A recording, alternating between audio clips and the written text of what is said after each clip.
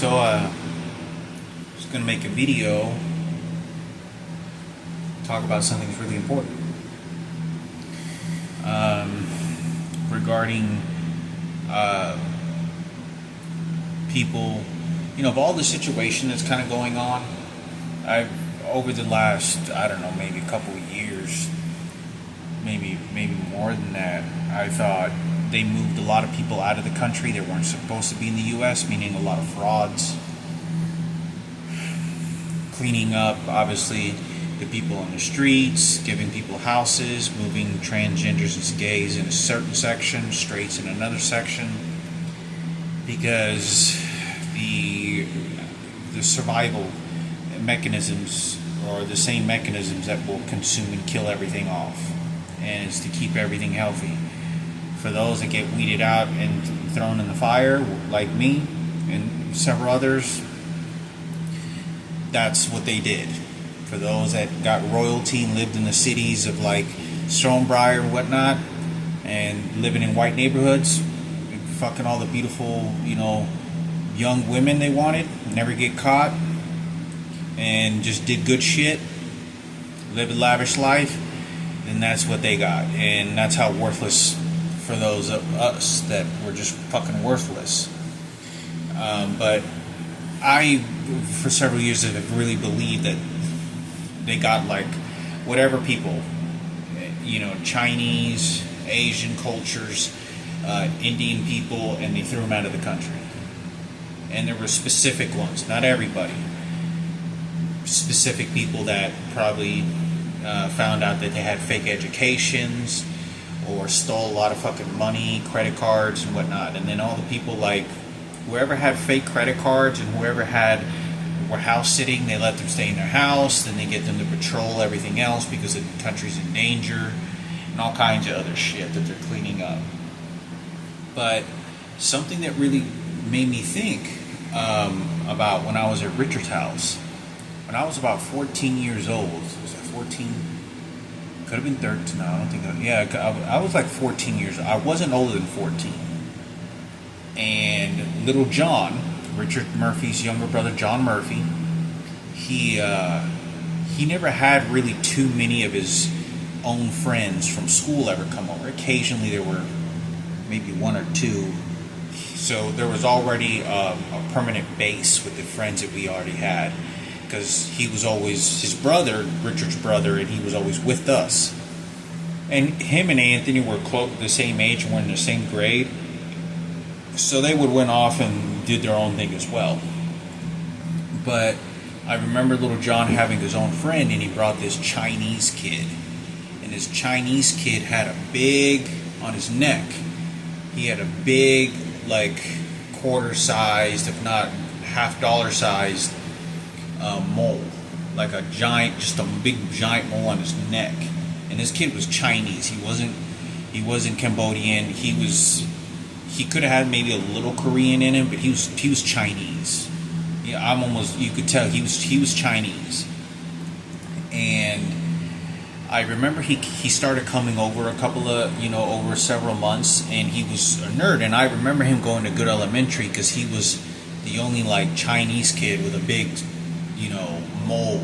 And it wasn't like a sticking out mole, it was just a big brown spot mole on his neck. And he was kind of a nerdy kid. And he started to come over, and when little John was big into video games, and he started playing all sorts of video games. And I remember coming over to Richard's house and seeing this Chinese kid. And he came over several times, hang out, just him and little John. Well, I would go hang out with Richard, or go back to little John's, John Basiles or Jeremy Keene, and I recall he came over, and he was sort of giving a farewell, and I remember how this kid behaved. He was kind of nerdy, but he looked very like he'd look at people like he had people involved in his life that were doing a lot of bad shit. Like he was a nerdy, nervous kid, particularly sort of that vibe. And I thought, because I asked Little John, after a couple weeks, like, who's that kid? He goes, oh, that's just my friend. He goes, yeah, he's moving to China like in a month from now. He's moving back to China. And this is what he told me. And I think he told Jeremy. I think we walked in. He goes, yeah, he's my friend. He's pretty cool. But yeah, him and his family told me that they're going to move back to China. They're moving out of the country. And I thought when I was about 13 to 14 years old and this kid came over, this would have been around the same exact time where you would have been cracking down who was house sitting, who was stealing credit card frauds and whatnot. And there's a lot of people coming from this country, from foreign countries. And he was a gaming nerd. He seemed like a gaming nerd, Chinese gaming nerd. And I was thinking, I wonder if he moved out of the country with his family and give up their residency because they got caught stealing or doing something illegal. Because, China, I don't know, you never know what businesses people have in other countries, right? Especially China. I don't know anything about that country. I know, I don't know shit. I don't know anything. I just know they eat a lot of weird food.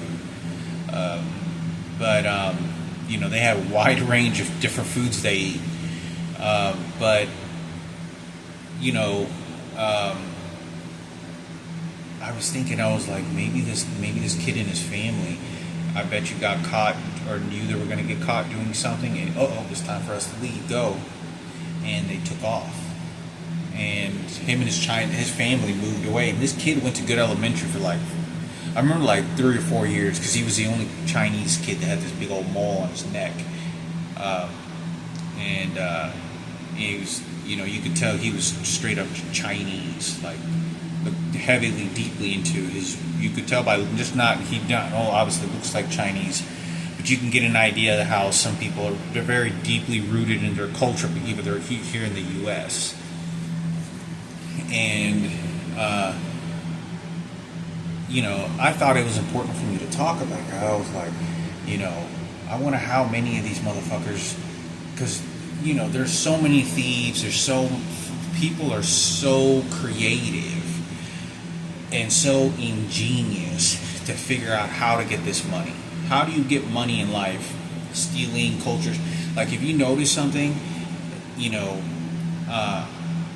there's places like this in Hispanics, but Hispanics, there's a wide range of culture, because we got white people in Mexican culture, very light-skinned people. There's a lot of Hispanic people that are light-skinned, and they have blue eyes, and they have a lot of Mexicans have green eyes. I've seen a lot. There's a lot of people with green eyes that are Mexican, and there's a lot of people that are very light-colored. I have a couple relatives that were born with blonde hair,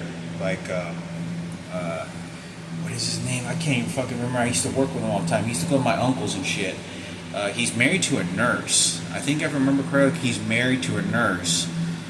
He got really fucking lucky. He's from Mexico, wetback, fucking no green papers and shit.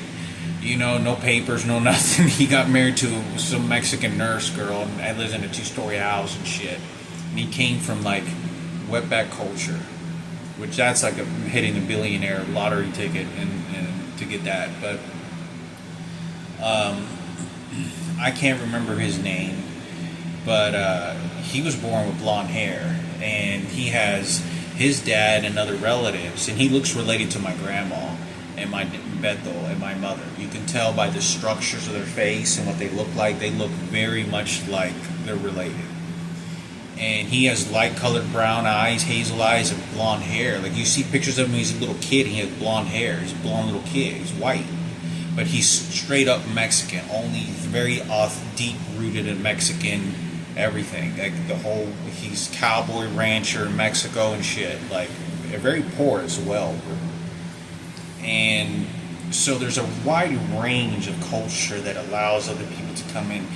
A lot of Chinese and Japanese cultures and shit, when you go there, if you're not, that's a very primitive culture that when you're Mexican, white, or black, you really knife through something and don't really blend in. it's not a blending in. You sort of that's there, and you can tell by the culture's populations and how it is. Like if you go to they never had a lot of Chinese places, Asian places out in Carrollton, and now they do. They got it's like fucking Chinatown. It's fucking crazy. Everybody there is fucking Asian. They got one over. I mean, it's hugely population. Because I used to talk to my friend. I was like, man, there's a lot of Chinese people, dude. It's like Chinatown and shit. And it was never like that. I didn't even know they got this place over here. But like it's like nothing but Asians, and they got shit like they got a lot of stuff like that over in California as well. When I was in California, and I was in LA. I was in LA for a few days. I can't remember. I was taking a bus somewhere in LA, and they got a lot of Asians there because that's how like the whole thing of like San Francisco and the East Coast. I'm sorry, the West Coast, because the same thing like in Washington D.C., Seattle. It was a migrating place for Chinese and Japanese people in foreign countries to migrate out of their countries. And so they poured it over to Washington, San Francisco, California, all in the edges, but mostly toward the northwest of the United States. And that was because they cultivated and they had a rich... there was a lot of war. I don't know what the fuck the country did. They fucked up, I don't know, over there, and they did a lot of horrible shit, and they were welcome to come here to the U.S., and it did. It enriched and made the country very diverse. But I was thinking, you're going to get a lot of bad everywhere, and and it's the same thing like Mexico. You got a lot of Mexican people making a fortune of money here, and then they go send all their money to Mexico, and they buy themselves a mansion over there. That was very common. My uncle was doing that. I had one uncle that supposedly, to my understanding, was doing that, but I knew a lot of people. That was a lot of mentality in Mexicans. Is I'm going to get a lot of money here, which, for someone to make $2,000 a month here in the U.S. and be really cheap and live at a dollar store in the fucking 90s and late 90s and early 2000s, specifically in the 90s, was epic. Because in the 80s as well, because you could be so stingy with your money. And then you send it to Mexico. $100 in Mexico years ago, like 35 years ago, $100 you took to Mexico was like $500. So if you bought a house over there, and you could take $5,000, $10,000 to fucking Mexico, save up $10,000 in Mexico, buy you a fucking mansion, you buy you a fucking real nice house. You can buy people, and it was so poor because you got all these beautiful women. That's also the thing about Mexico is a scavenge yard for Americans and for other foreigners. When you want a young woman, when you want free whatever it is, just go right over there and just victimize them. And that's what you want a kid to rape, just go right over there. And they would go on buffet. So you got all these people got all this money, victimize the poor, and that's what they would do. So anyway, but it was, and it happens. But I was thinking that I remember this kid being nervous because when I showed up and he looked at me, this kid was like kind of like this, like, and he just kept on looking at the screen like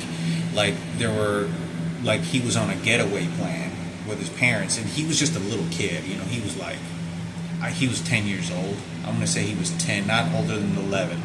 He wasn't older than, I don't maybe think 11, maybe 12, but I'm going to say he was 11 years old, because little John was like 10, 11 years old. They were both 10, 11. They were still little kids. And, I remember seeing this sort of kid, cultures teach you different things.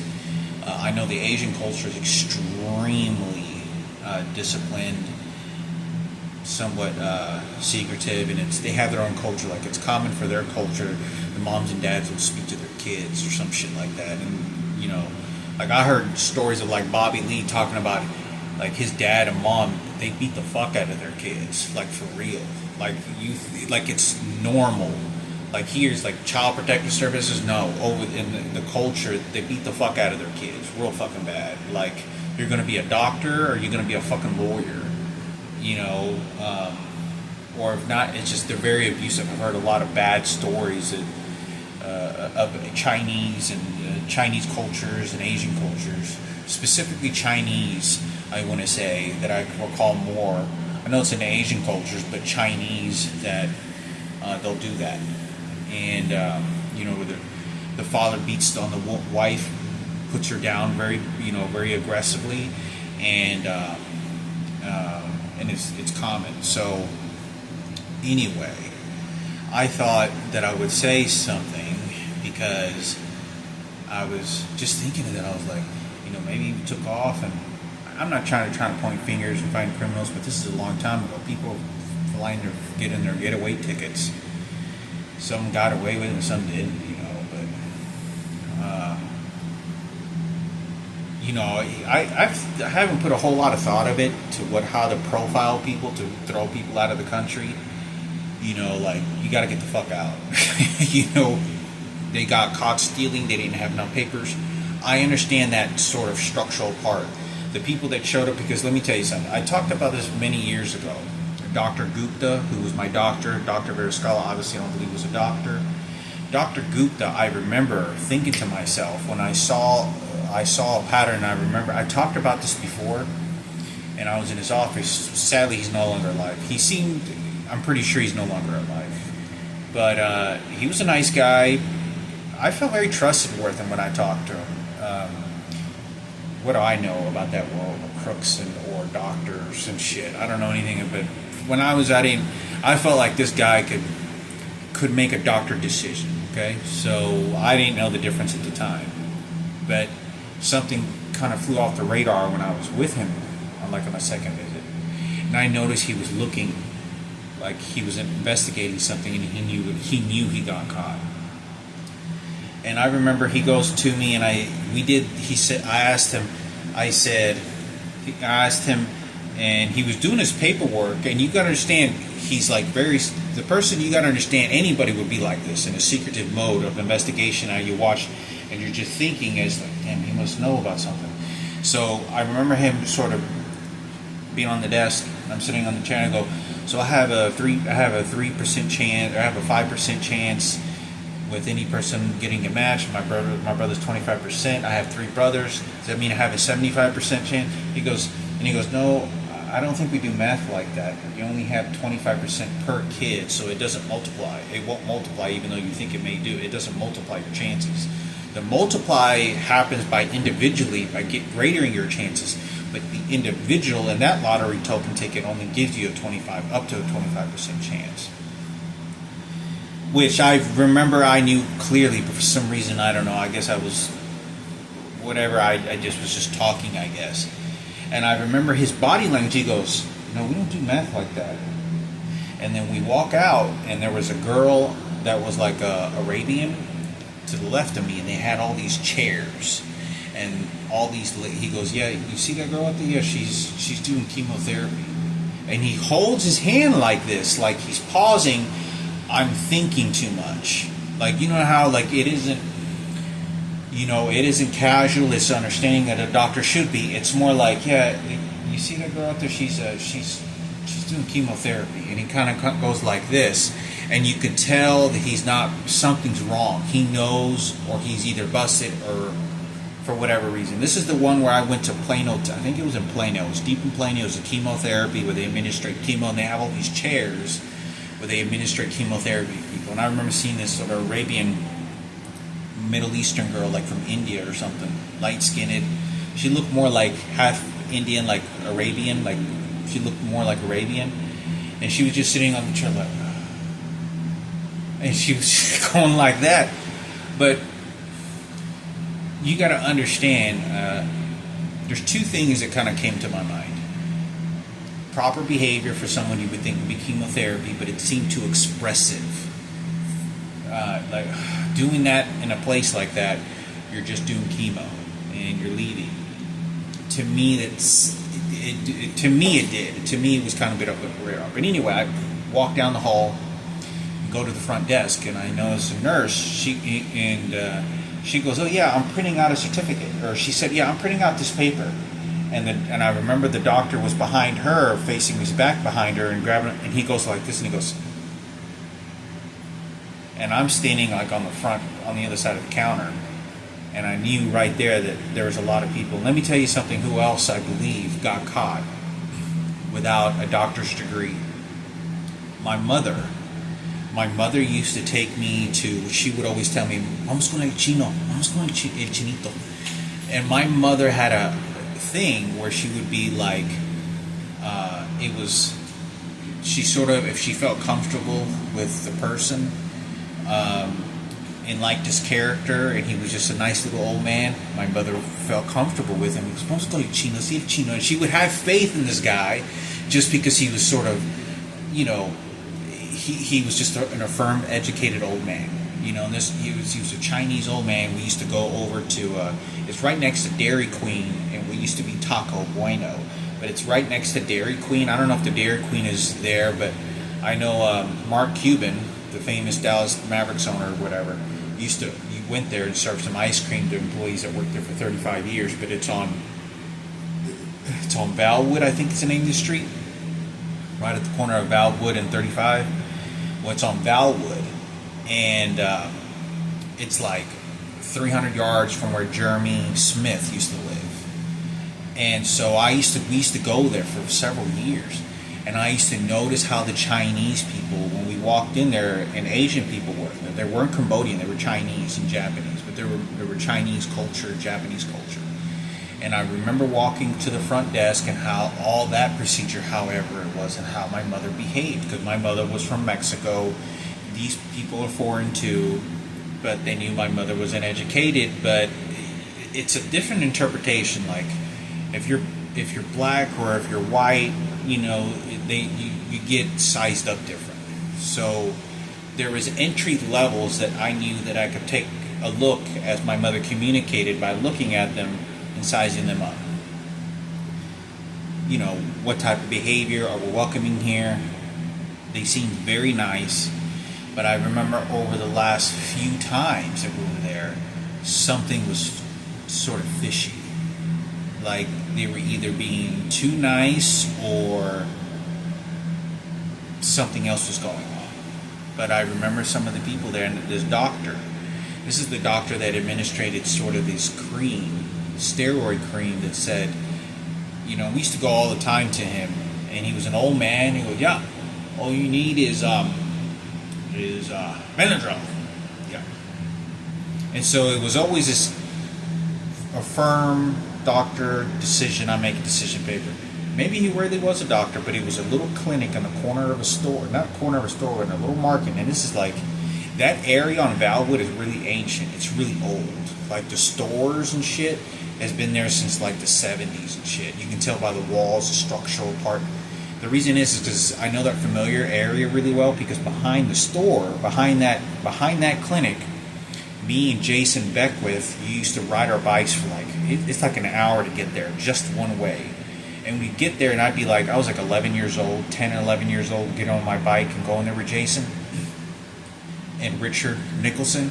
And in the back of there's a huge half pipe made out of concrete, and it's fucking badass, but it's a half pipe, and we used to go there and ride up and pull out 180s and shit, or try to do tricks, or just to ride up, just to get a chance to do, because we used to always ride around our bikes scoping out places and scoping out jumps and curbs would be really cool to hit up. And anyway, but I thought I would say something about this. I think that guy didn't have a degree either, and they owned a business. They had that Chinese place there for like 25 years or some shit like that. But who knows how many people ran a doctor's clinic and never got caught. So anyway, I thought I would say something about this, and you know, it really is too late. You know, I don't like to get in conspiracy, but that's, you know, I'm on borrowed time by why they didn't kill me.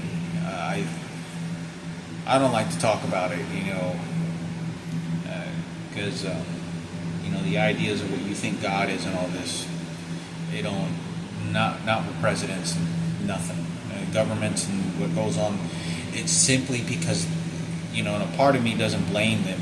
large part of me doesn't blame him because it's the nature of how human beings are. The nature of human beings is just everything you touch, you want to kill and destroy. You want to be greedy, selfish, self-absorbed, and you want to survive for an afterlife. And you have to do it for what belief you want. And for groups of people, that is for your country, and you start killing, you always feel empathetic for the white soldier that died out there, which he did die and gave you a decision. And then you have to continue that. Remember, you don't want your sauce to get extinct, because if you don't have the whites continue mating, you won't have blue eyes and blonde hair anymore, and that will be put out. The same thing along with me. You won't have my eye and skin color and hair, and straight hair and beards. You won't have that anymore. What you'll have is everything will be beige to then black and then dark, and you won't have nothing left. You'll be put out. You'll be put out of business. But it's a big spectrum of large pictures of everything that goes on. It's always a terrifying situation. Feels like somebody's shooting my back. I got lung cancer or some shit. I thought I would talk about it because, there's a lot of people who got away with it. God knows how many people got it into a free apartment, didn't ever pay rent, and they just free rent, and they just lived in these high-rise fucking apartments because someone gave them the keys, and they never got caught. Nobody ever found out. And same thing with so many other people. Like my uncle, he was getting all this thousands and thousands and thousands of fucking dollars. I used to see these paychecks all the time when he'd go to do jobs and shit. Don't you think if all this public situation is going on, they're giving him a bunch of money? You're feeding your family. You're not giving me money. Because he cheapskated me horrifically. And see, those are things that I'm not allowed to talk about on camera. I'm not allowed to tell anybody, because this is how they drowned out me, and this is how they drowned out Frankie, and this is how they drowned out my mother. And they continue this type of behavior with Kenneth. And I can go on with so many stories, because it's all dark, negative. All of it's evil. To take away what's yours, because you're too stupid, period. The president is allowing it. He has his firearm and his magnum to shoot and kill when needed. He doesn't care. I need to kill the innocent, I'll kill the innocent, and I feel good about it. And he started with me because it's political, and it's his justice, a version of God. It's just, let me explain, fuck you. That's what it is. God doesn't exist in this world of people, and doesn't have any power. He's very weak. Any God you want to believe, it's just pure animal. The same way that people go out in the mountains and shit, kill bears and fucking wolves and shit and skin them, exactly like that. Just exactly how you kill the Indians, except there's no difference. There are some that have a little bit of a gut conscience, but it doesn't work.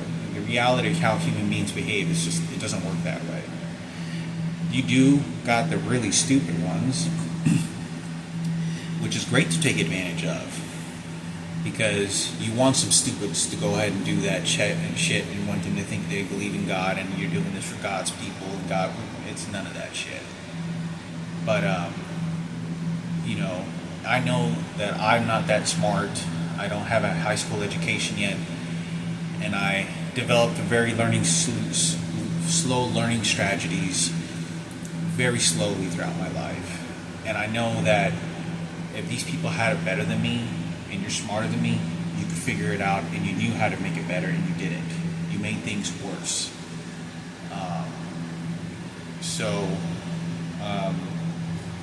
I thought I'd make a video on that, talk about that for a little bit.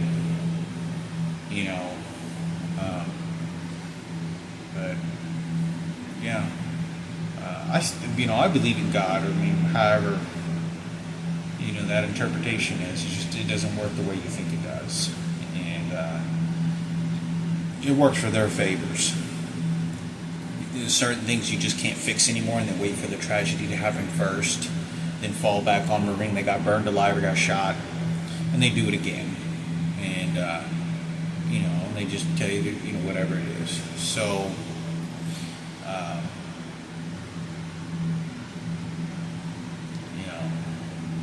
that sucks, because when you rely on somebody that's 20 years old, 21, to carry a firearm and start being a sniper, exploding people's other human beings' heads off. Even if you're really good at it, handling it, even if you're very good at holding a sniper, it doesn't change the fact that you still did it. And there's still an afterlife waiting for that decision to happen. If there is. It doesn't matter. And how that sort of goes on to the numbers of people that had to do that, the people that were the machine gunners and whatnot, how that all happens and how that correlates, it does. It makes anybody that with a good conscience sad to think that you're letting us, all these Marines, people got shot to death to let Ken Cooper and Sarah Cooper get the fuck away with what they want. You didn't want to give the tokens to the right people because then they point the fingers. You need to keep your white race alive, and then you need to do it for the cowboy and the spirit of the cowboy. And this cowboy can handle a lot more. But George Bush is a cowboy, but then Barack Obama does it for the races, and they hold it, and it just trails and keeps going until you die. It's very easy for these types of people to kill people. It's fucking just trash. Tokens for later, they throw on the table, and they know what they're doing. They know what they're fucking doing, but they get the empathy from people, and comfort. There's plenty of people that feel comfortable sitting in their cage in prison, even though they complain, because they call them lifers. They go to prison for 4 or 5 years, come out for 5 or 6 months, and then they get to do another 4 or 5, 6, 7 years, and they get out again and do another 8 months out on the streets, and they do something else, and they're back again for another 10 years. They're lifers. They feel comfortable with that system, So, but I thought I'd make a video on that to talk about a few things in that particular situation.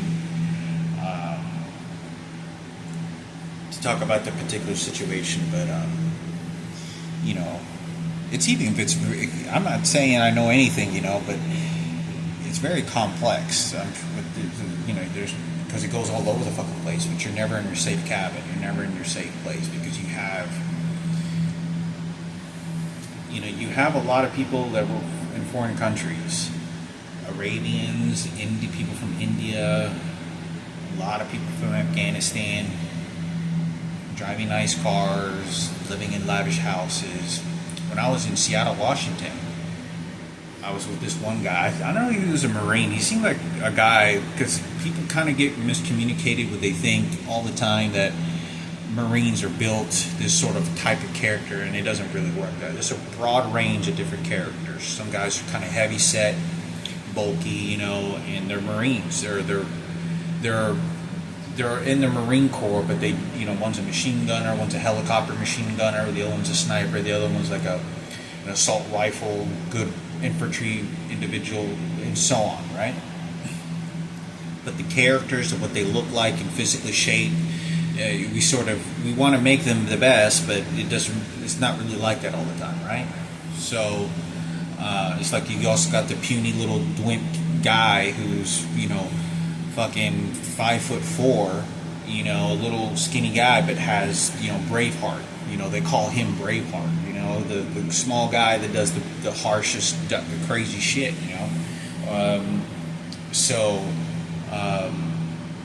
There's a broad range, but you have a lot of people enjoying the country and enjoying the amenities that the U.S. has to offer that's far above any other country, and the freedom that you have. And you don't have any of them in prison. You have blacks, whites, and the mid. First comes blacks, the majority, then Mexican, then white. You have very few Arabian, Afghanistan, India, Chinese.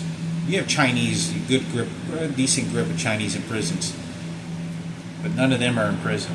They're doctors getting this money. When they want a good-looking woman, just spend all that money and go to Las Vegas. Get you a white blonde woman, fuck her up.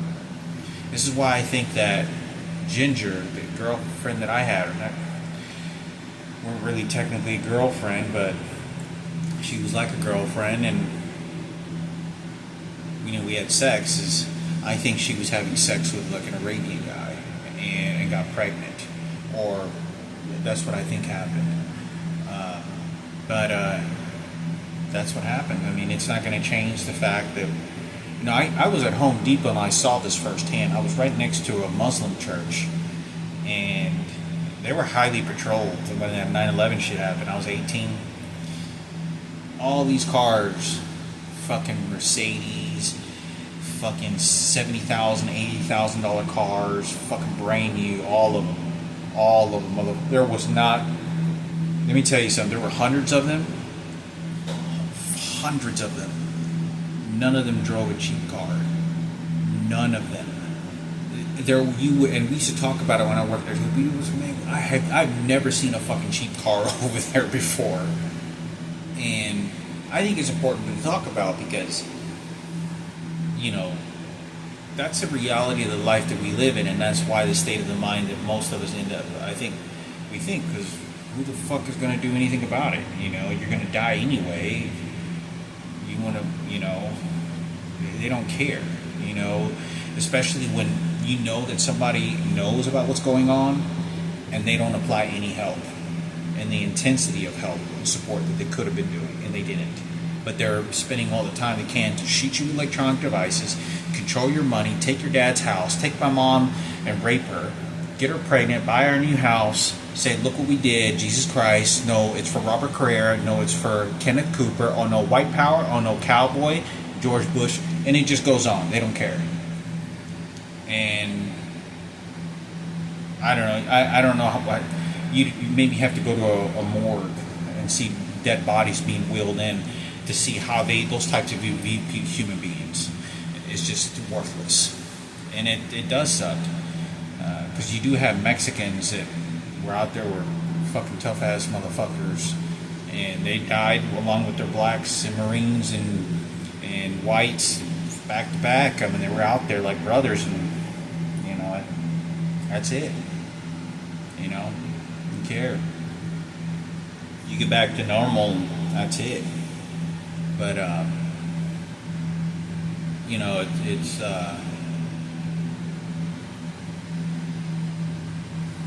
same thing, evolution and survival. You just want to do everything to survive. That's all it is. You survive more, and you just want to survive again, and then you survive again.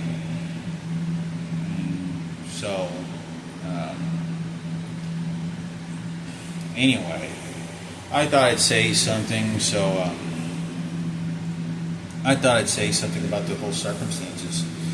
I don't have any personal hatred. It's just,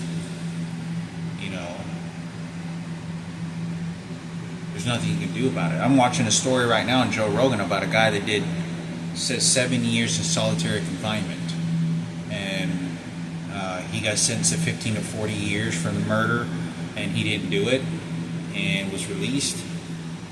I don't know if he didn't do it, but he did a certain time. But I haven't watched the whole video, but I'm pretty sure he got released because obviously he's doing the video, and it's another release video they talk about. He spent 7 years in solitary confinement, and there's a lot of prison inmates that do solitary confinement. Solitary confinement, it's absolutely crazy what it does to the human brain. And here you go, you have all this stuff that's going on. Here they put so much support, thinking that they were doing support for my dad and my mother and all this other shit, and met Michael Jackson, and my dad speaking to the president before he died, and when the World Trade Center happens. They didn't do anything for me. They just came and they fucking said, you're the enemy, I'm going to take everything you have and throw you some fucking pennies.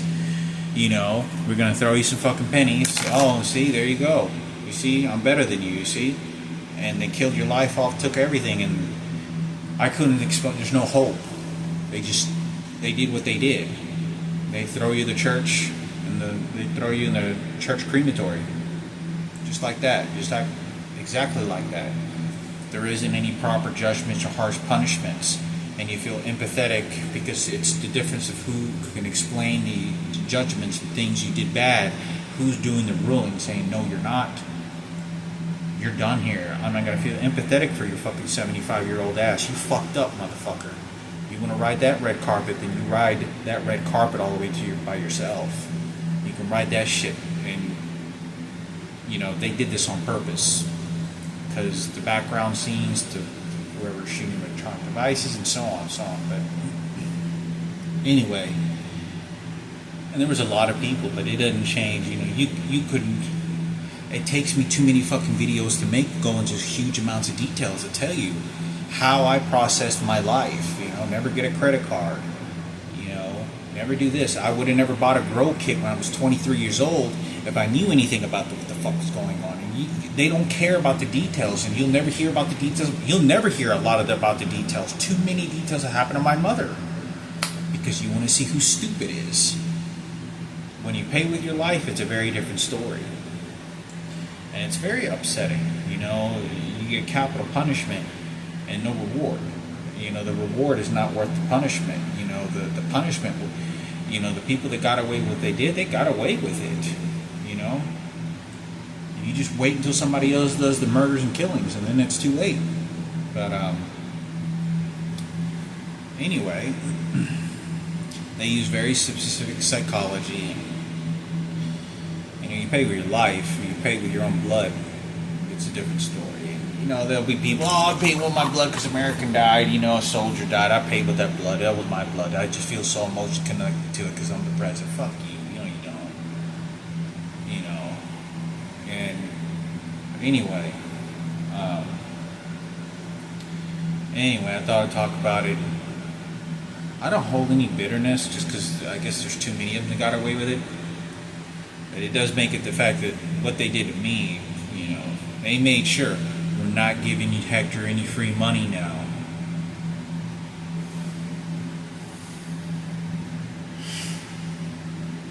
You don't know what type of fucking shit or how I carried that out, and there was no fucking reward. You know, it's just like they shit-faced my mother. They don't give a fuck. They don't give a fuck, you know. My dad used to say that. I remember many years ago this is whenever my Uncle Johnny raped my brother Frankie, and I was the one that triggered it. My dad stormed out of the house, and before that happened, I remember they were doing the death talk. They were doing their final talk. You know, where they're talking both each other in the kitchen, two chairs separated in the middle of the kitchen, and it was just they were talking like brothers, talking about their death.